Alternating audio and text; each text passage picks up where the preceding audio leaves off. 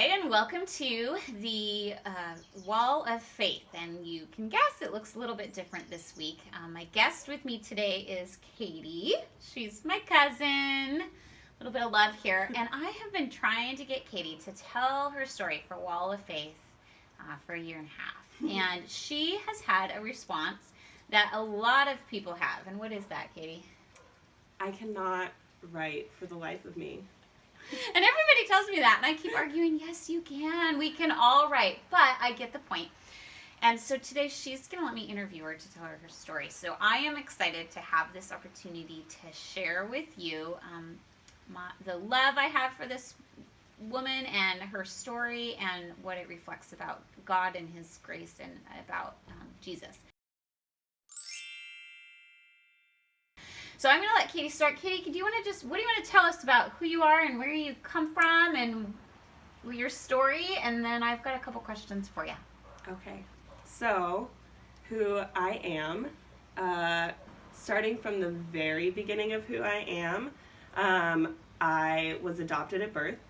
Adoption ties in just because there was a certain point in my life where I have felt like unloved and unwanted. And I think that that's a big part of it.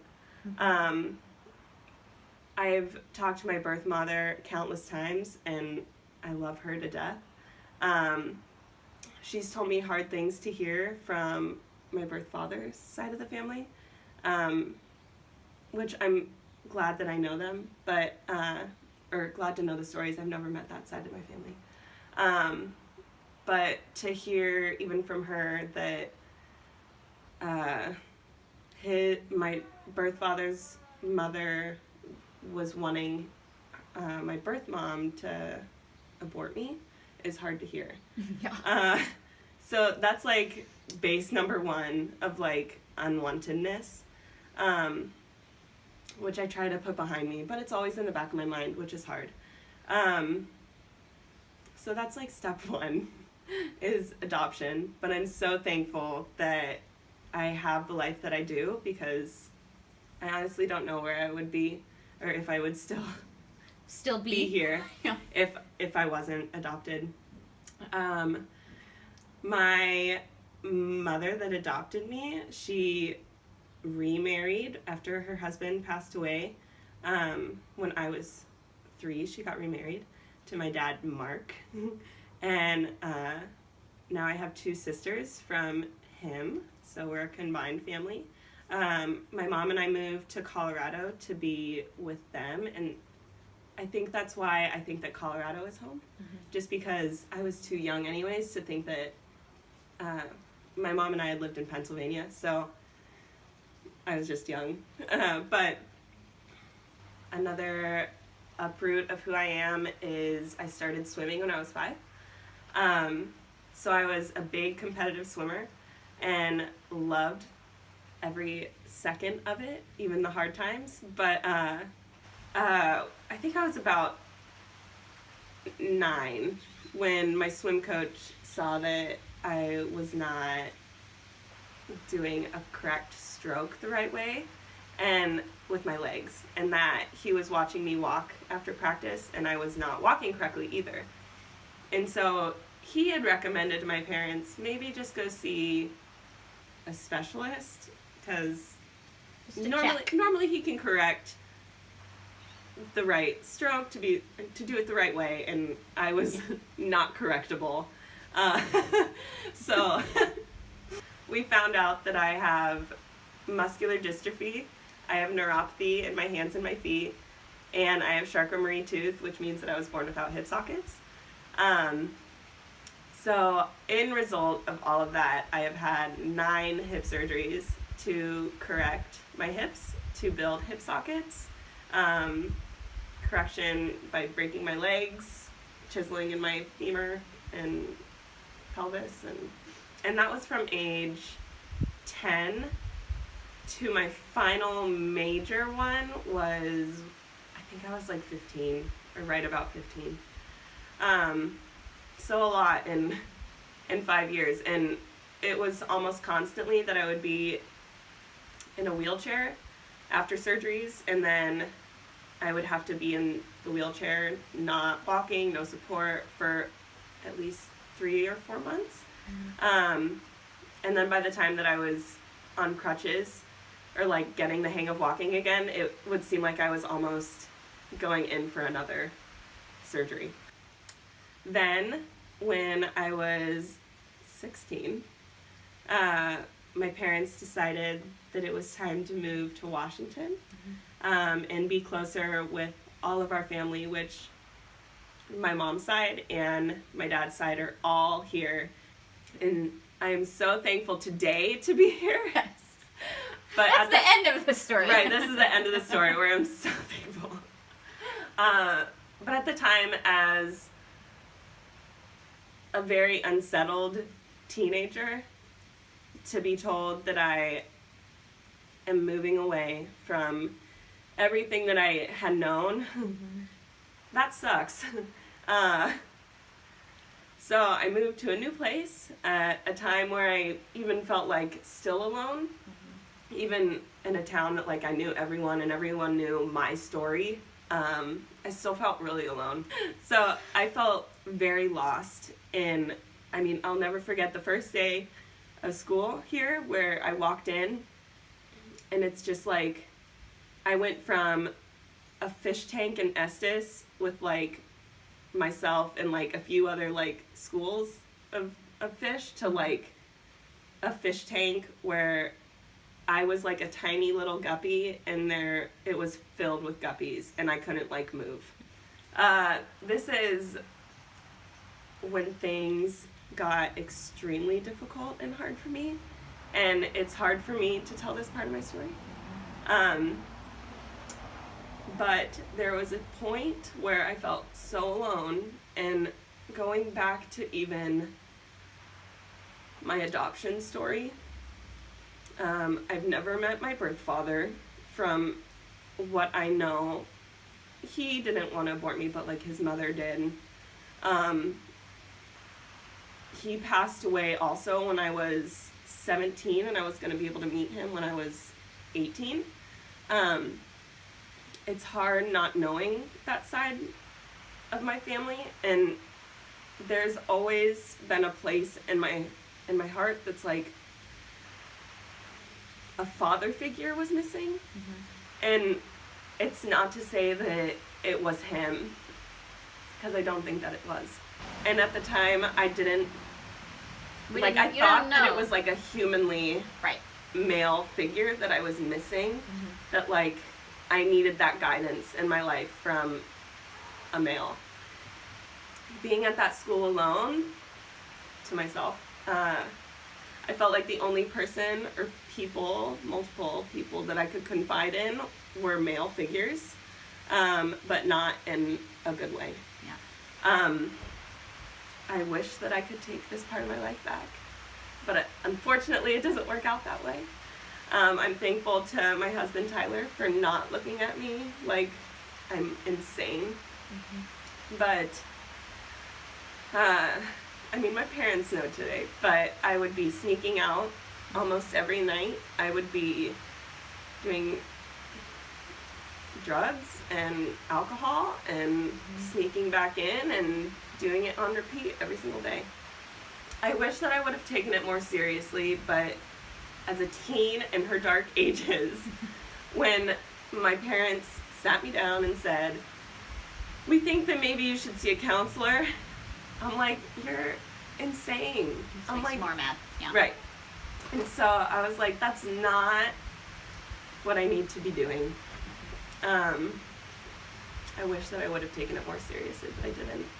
It was to a point where like I looked at like him, I looked at my life, and I looked at like where I was going, and I was like, I'm going nowhere with this.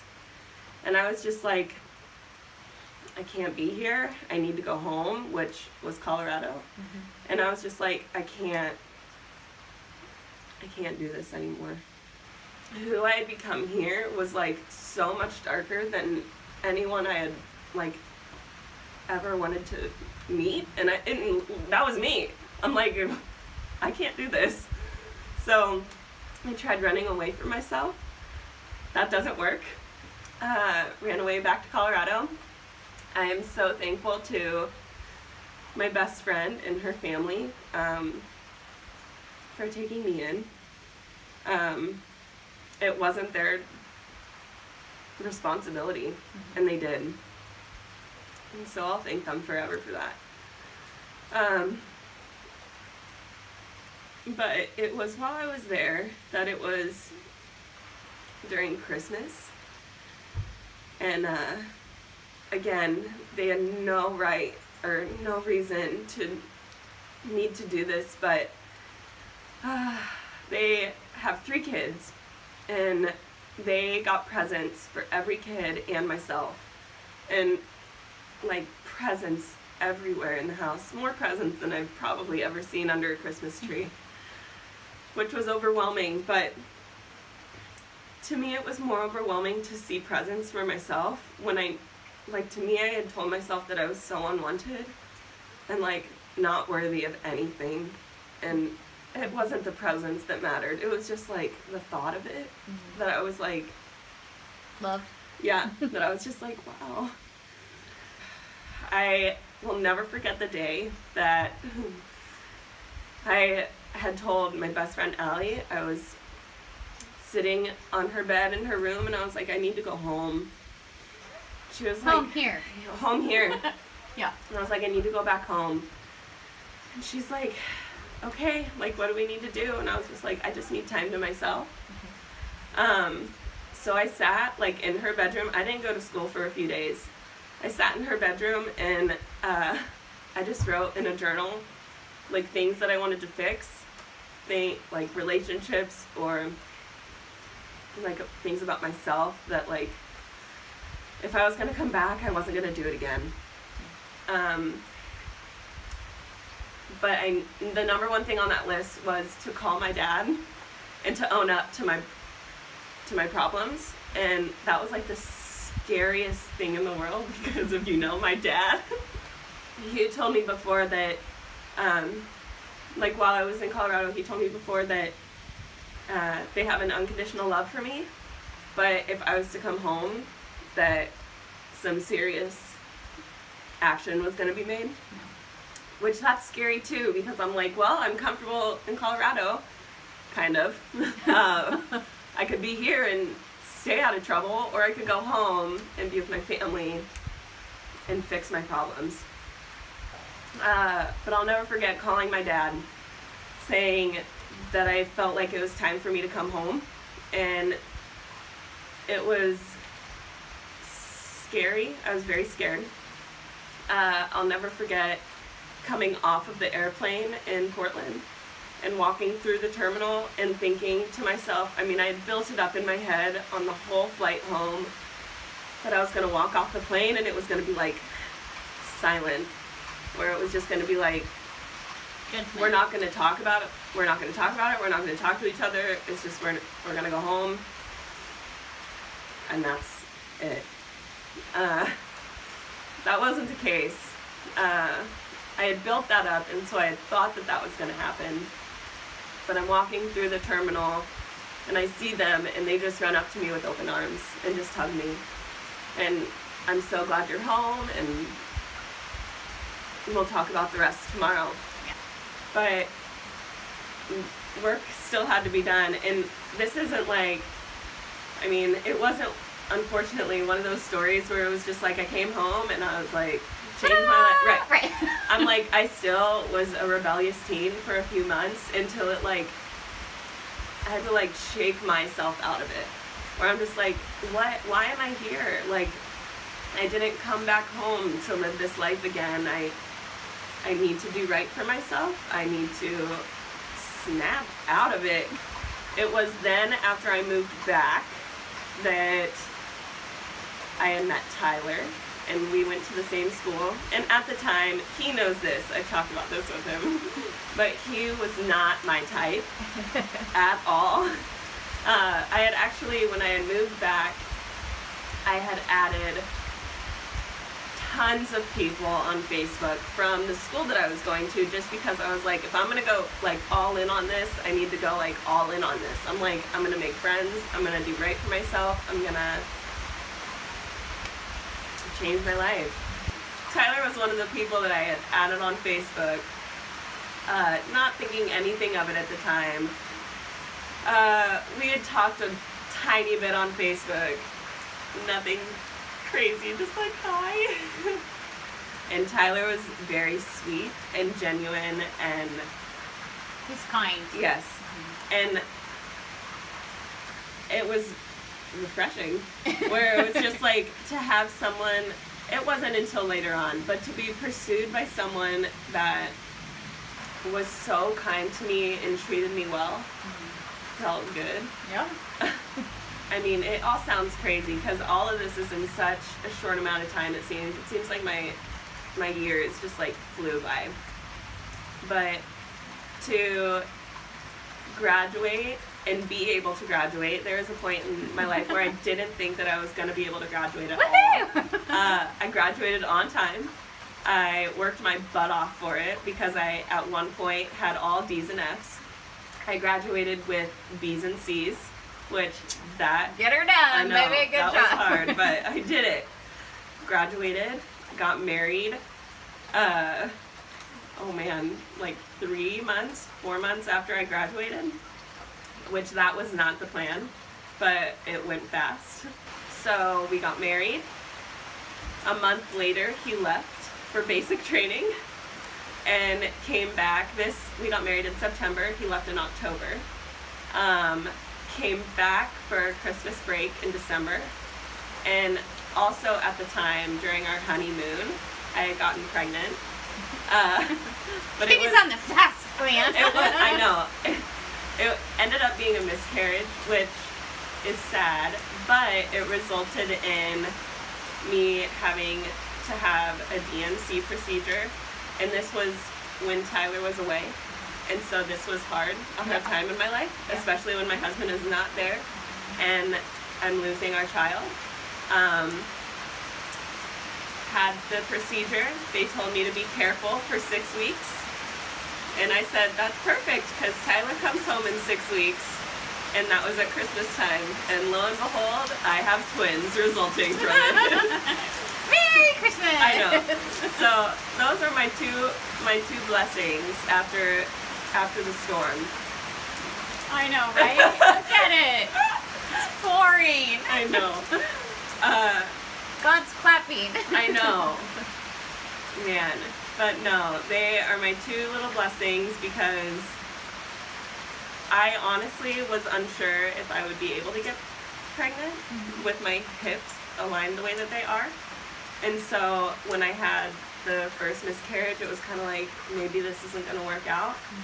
And when I went to my first ultrasound with my mom, the time that I was pregnant with the twins, since I had already done ultrasounds the first pregnancy, before she had even zoomed up on the screen, I saw 2 little specks instead of one. And I said, wait a second, is that 2? And she laughed it off because she was like, I haven't even zoomed in yet. How do you see that? And I'm like, well, I know the game here. Like, That's a big man. I There's 2. just did this. But no, there was 2. And I've been asked this so many times where with twins, the number one question is, how did you feel when you found out that you were pregnant? And I'm like, I mean, people expect the answer to be like, so excited or Terrified. happy. I was terrified. I would be 2 twins. Are you insane? I know. And so it was more of like a happy, shocked, terrified. All of my babies were a surprise, but the best surprise. We were never very good at family planning, obviously. But when... You were good at it. Yeah, we were good at it. I have 3. That's awesome. Hunter and Berkeley, my twins, were right around 18 to 19 months old when I found out that I was pregnant with my youngest, Ev. But no, we went from being by ourselves, married, to then having twins to then being together for a short amount of time, because we weren't together because of military training for quite some time. Yeah. And it was like, we still felt like we were newlyweds. Okay, I got a couple questions for you. So I want to know the closest you felt to God in your life was? It was when I decided, not at Christmas, but when I was sitting in my best friend's room and I was writing down things, and they were all like positive note things. Mm-hmm. And there was something that felt like a warm hug around me, where like it was blessing. Right. And I'll never forget that time, because it was something like, even in like one of my darkest times in my life, I felt so loved, and like literally it's hard to describe, but I felt like I was like, I had like a blanket like squeezing me at that time, which is crazy. And the darkest moment? Darkest moment when I felt the farthest was when I ran away. Yeah, I had just accumulated so much where it was just like... Do you feel like God left you? No, I felt like I left him. There's a certain point where when I had felt so alone that, like, you're taught to be in the church, but when you feel alone, at least when I didn't feel like running to the church. I felt like running from it. No, you were running away from everything. Right. Yeah. And so I was just like, well, I've been there, I've done that, that's not it. I'm gonna go see what like this way has. Okay, so I want to know, on your arm, you've got a Bible verse tattoo. I do. So what is that, and why did you pick that one? So I picked this one because it says, oh my gosh, when we confess our sins, he is faithful and just to forgive us of our sins and cleanse us from all unrighteousness. This is mine. I'm like, this one, I mean, I'm sure it's about everyone. Everyone can have it. I know, People can everyone share can it. have it, but this one is mine. We can share it, but this one, like, it, like, means a lot to me, just because this was, like, this was one of the verses that I had read over and over and over again to myself after I came home. Yeah. And it didn't mean much to me then, but it kept popping up. And it's just one of those things where it's like, well, I was at my lowest and I read it. Sometime later, I was a little bit higher and I read it. Sometime later, I was like on better ground, stable ground, and I saw it. And I'm like, I don't know, it felt like it was really there for me. Right. And it really, is faithful and just, right? Right. Yeah. And I was like, no matter how wrong I have done, and no matter how stupid I have looked, to him, there is nothing that I could have done that he couldn't wash away. Yeah. Okay, so 2 more questions. What does grace, the word grace, that's my word, quirky faith. Yes. What does grace mean to you? It's hard to put into words almost, just because it means to me that, like, I could have done not anything, but I mean, from what I had done wrong, like, his grace, it was just like, Katie, like, you're still beautiful to me, you're still my daughter, you're still, like, you're okay.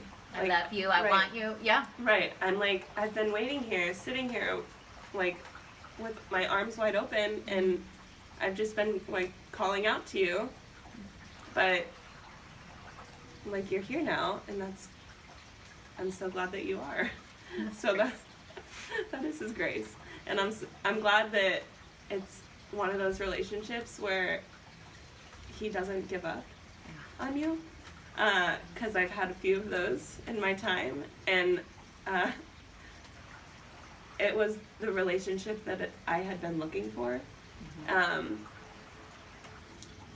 that was my biggest problem.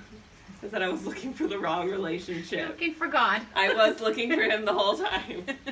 Okay, then the last thing I want to hear about is what you're doing with your photography and what I challenged you to do with your photography. I want to hear all about your photography, what you do, and how do you use that with God, and I want to hear all about that.